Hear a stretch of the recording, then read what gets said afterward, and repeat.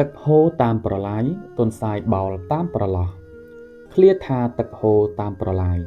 ជាធម្មតាទេតាមដំណើរធម្មជាតិទឹករមែងហូរទៅទីទាបហើយទីទាបដោយមានគន្លងឬជ្រលងឬជាអូរដែលហៅថាប្រឡាយនោះឯងពាក្យថាទឹកក្នុងឃ្លានេះប្រៀបដូចជាអ្វីដែលល្អមានដូចជាសុភមង្គលទំនាក់ទំនងល្អមិត្តល្អ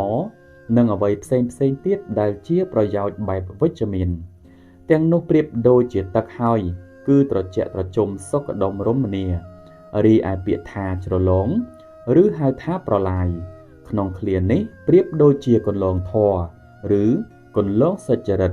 ដូចជាបញ្ញាប្រកបដោយសេចក្តីសុចរិតដូចជាកាយវិចារចិត្តប្រកបដោយសេចក្តីសុចរិតដូច្នេះឲ្យតែយើងប្រើជីវិតរស់នៅប្រកបដោយគន្លងធម៌មានសិលបញ្ញាសមាធិនិងប្រព្រឹត្តទៅដោយកាយវាចាចិត្តពិតប្រាកដណាស់រាល់ប្រយោជន៍វិជ្ជមានទាំងឡាយឬសេចក្តីសុខទាំងឡាយរមែងហូរមករកយើងតាមគន្លងនោះហើយឬតាមជ្រលងនោះហើយក៏មានបុគ្គលខ្លះស្រែករកសេចក្តីសុខឬស្រែករករឿងល្អហេតុអ្វីជីវិតខ្ញុំជួបតែរឿងអវិជ្ជមានហេតុអ្វីជីវិតខ្ញុំជួបតែទុក្ខ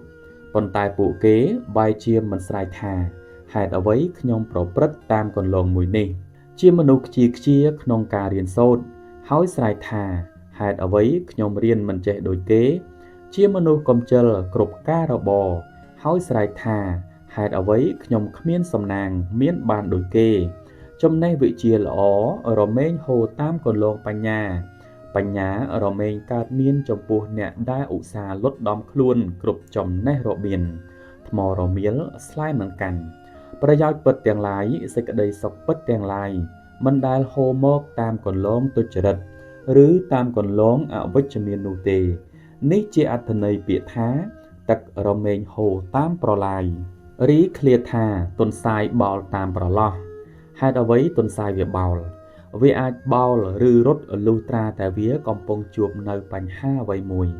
អាចមកពីផ្អើលដោយសារឆ្កែប្រមាញ់ឬផ្អើលដោយសារមនុស្សប្រមាញ់តែចំពោះសត្វឯទៀតនៅពេលប្រឈមនឹងបញ្ហា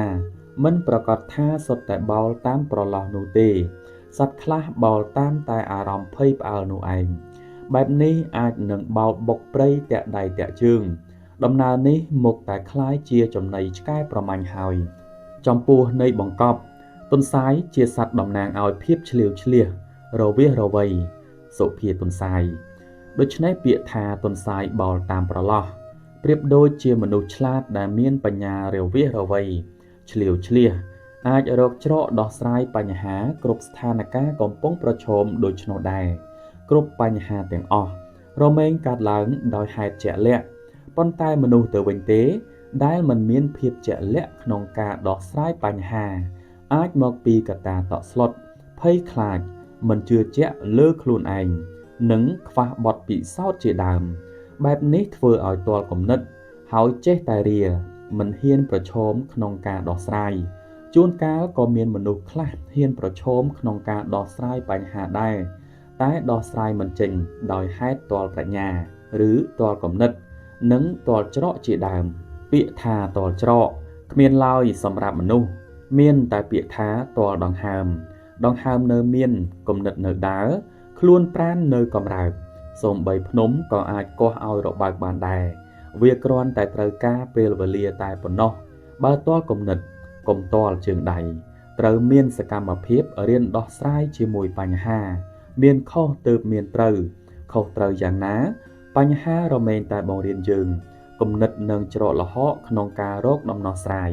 រមែងកើតចេញពីការសាកល្បងធ្វើការសាកល្បងធ្វើអាចបង្កើតជាគំនិត